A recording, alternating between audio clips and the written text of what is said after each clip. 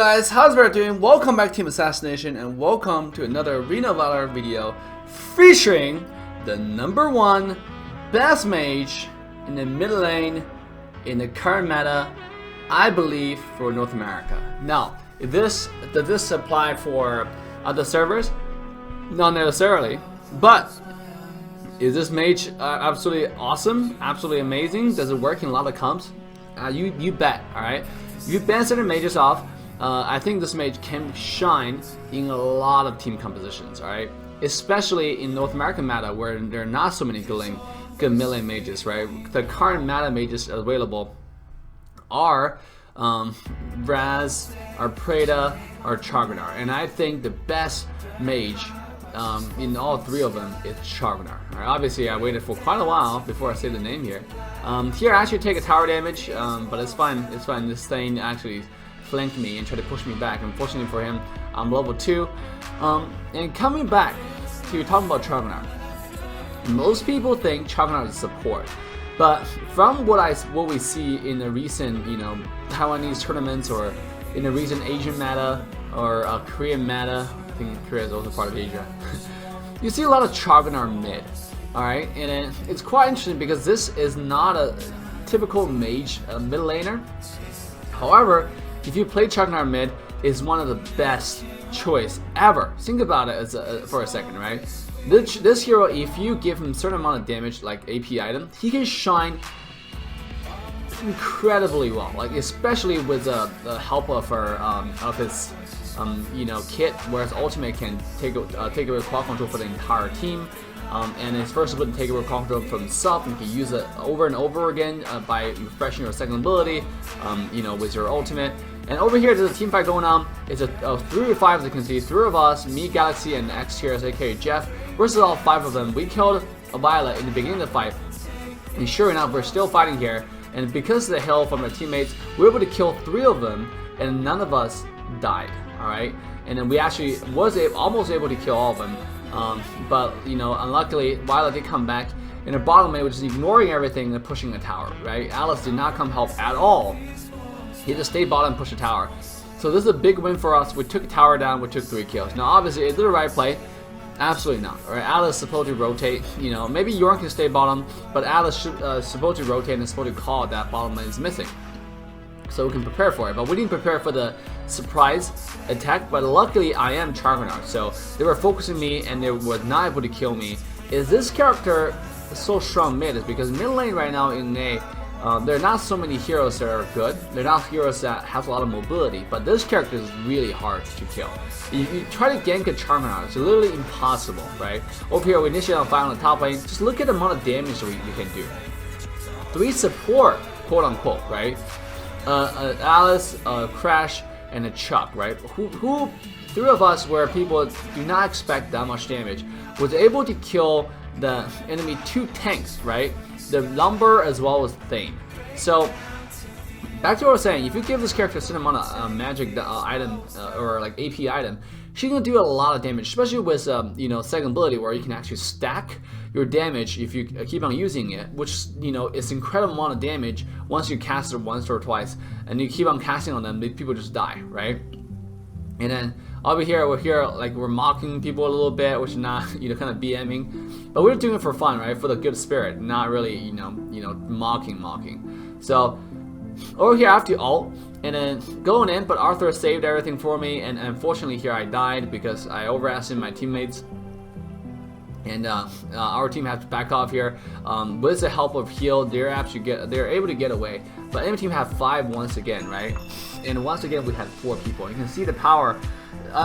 The first fight we were able to get away with it because everybody was a lower level. Now everybody had 1 more skill, right? Everybody's above level 4. They have 1 more skill. It's become a lot more difficult for 3v5 or 4v5 kind of situation. So sure enough, I think Yorn's gonna die here because as you can see, he overextended by a lot, and I'm trying to go bottom to support him a little bit, but I don't think I'll make it in time because obviously this character just stayed bottom the entire time, and then do not pay attention to minimap, do not pay attention to anything else. Sure enough, he pushed a tower because he took advantage of our victory in the mid lane, but it's not the right thing to do at all. And then, yeah, back to our story with Chaugnar, right? Think about in a teamfight composition. if you have a full dive comp, right? If you have like Crickneck who need to dive on people and kill people, or if you have a Zephyrs do the exact same thing, right? If you get Chaugnar on top of it, once that your assassin dive in, you can go in with your ultimate and cancel all quad control on the assassin. Your assassin can get out and get back in again, and do the same thing again. It's really strong with a dive comp. Now, think about a support comp, like a peel back, protect ADC, like one of those things that, a siege flag to protect your flag kind of game mode, where you have an 8 marksman, that's your majority damage source, that's gonna your majority objective source, like the marksman is gonna do the majority tower damage, the marksman is gonna do the majority hero damage. Then your goal is to protect your ADC, right? And think about that scenario for a second. Chaugnar is still one of the best peel, right? If you have an enemy that can get to your backline, Chaugnar can offer a team that speed boost from your ultimate, as well as the canceling quad control ability. Over here you can see they used everything here to get to me. All I need to do is click a button and we were able to get away. That 5, and it was just me and Alice. Nothing happened to us, right? And now they used everything. Our team decided to engage on them. We're not able to get any kills though because again, their backline is too close to the tower and their front line is a little bit tanky. We didn't have everyone there, obviously, but still, this is the power of Chaugnar, right? And by the way, at this point, our bottom lane, Yorn has already DC'd, okay? If you don't know, I'm gonna do a shout out to this character called Zhou, Z-H-O-U. That's how you pronounce his name, Zhou, and then in Chinese. And this is one of the worst player in the entire game that I know of. Nothing against him as a person, but this is what's happening. Galaxy, or the #1 ranking MA server player, Lu Renwang Galaxy, also our Crickneck player in this game. He's currently #1 ranking. He knows this Yorn player from a Chinese server, from a Chinese, like a VChat group, from a Chinese discussion group, right? And this player worked in the service industry, and then he had to take a lot of orders. He has to be busy all the time. But you know what he does? He said, I'm gonna play Arena Valor in my break, and then while I'm not taking orders, while I'm not serving other people, and then it's really fucked up in my opinion, right? And then we're just asking, why don't you just go ahead and play casual while you're working if you have some time to play? He said, well, there's no fun in casual. But look at this. Now he's playing rank. Personally, I've experienced it like 3 times playing with him, right? He used to do this kind of stuff that trolls the entire team. He would just randomly go AFK, right, in the middle of the team here because he needed to take an order, right? Completely ignoring the feeling for a teammate, completely ignoring the fact that your teammate is playing ranked also. Like, he just doesn't give a crap, right? And I personally think that's a really bad habit. And then you should not be doing this. You should be more considerate for your teammates, not just yourself, because the way that you play is very selfish, right? I mean, look at the Yorn just sitting in base right now. It was a 5v4, 5v5, and now all of a sudden it became a 5v4, right? Because we have 1 AFK. But again, this is a very good example to show you how strong and how powerful Chaugnar mid is. Even though we have an AFK, we eventually win the game, right? 4v5. So here we're gonna go ahead and buy our Frosty Revenge, one of the core items on Chaugnar. Big Chaugnar only have 1 slow, but if you have Frosty Revenge and you can refresh your second ability over and over again when your ultimate is active, this has become really strong, because you can stay onto enemy backline, just keep on using second ability, and they can't get away because they keep on getting slowed by Frosty Revenge. So over here we think, obviously we know enemy team is going to do Dragon here. I don't think we have a lot of power to contest this, and Jeff, aka our Crash, does not have ultimate ready. And you can see, like, Chaugnar, all I need to do is first ability in, and go in and start ultimate, and go in with my assassin, and just look at our team melts, right? So look at our team melts. Like, there's nothing they can do once we're all together. Obviously, Crash finally has all right here, and their mage is gonna die. The damage from Crickneck is absolutely insane at this point, especially with the recent buff where they buffed Crickneck's ultimate damage. It's absolutely crazy, right? So the combo was Crickneck, Crashed, and the Chaugnar is just very strong, right? Think about Chaugnar ult and Crickneck engage. Crash ult to engage, and then Crickneck follow up, and then I first ability walk in so they can't quad control me, and if they see my teammates, I use my ultimate instantly to take away any quad control that's put on my teammates, right? Obviously here Crickneck got 2 super low. He had to get away here. And same as Alice. I don't know. I wasn't sure if I was able to save him. Evidently not, but I'm totally fine, right? I can get away from any situations. Right here, I said, let's do this Bat Sentinel, or Spirit Sentinel. We decided to come help in a clean bottom way before we recall the base right here. As you can see, right, now I finished my Aegis, now I have cooldown reduction, and I have a little bit tankiness on top of that. I have damage. Right here, you can see that, you know, I'm just ignoring everybody and killed the Arthur. They have 4 people on me. I'm not sure if I survived here. Nope, I didn't survive. But the Arthur obviously killed our Quick Knight because they're chasing all the way to our base here. But I was like, well, if you kill our Quick Knight, you're gonna pay for that, right? There's a price to pay. There's a price to pay for taking down my teammates. And sure enough, we were able to take down Arthur, you know, before. Obviously, you know, I didn't know they have 5 people that's just gonna come over here and kill us. So we lost the tower, we lost Quick Neck, and then we lost Dark Slayer here. But it's actually a pretty bad move because we all know, you know, after your assassin down, after your Midlane's down, it's easy,